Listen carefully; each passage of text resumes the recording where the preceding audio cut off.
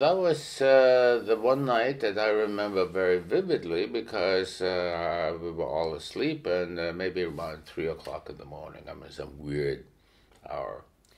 There was a very hard, loud knock on the door, and everybody knew if that happens in the middle of the night, it's not good news, okay? And these SS people came in all clad in their black uniforms and boots and so forth, with flashlights. And they told us not to turn on the lights because they didn't want to alert the neighbors. So they went around with flashlights, told us get dressed, pack your things, and come with us. So they took us to the local police station or maybe the university in Chemnitz. I forgot exactly where that place was.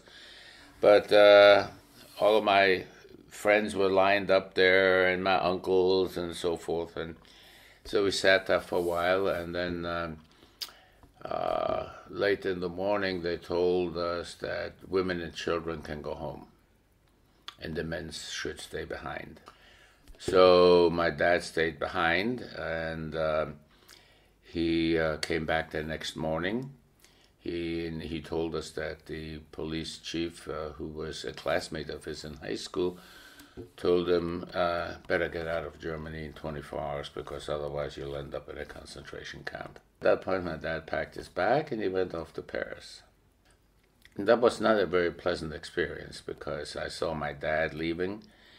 And my dad was ashen only twice in his life, in his entire life that I know.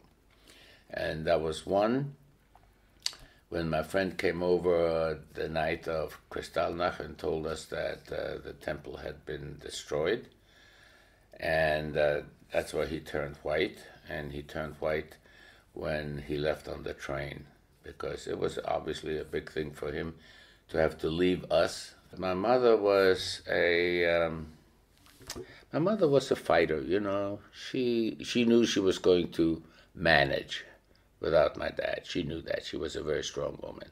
And my dad was obviously worried, but he left and I waved and that was it. And my mother and I stayed behind. For a while it was okay.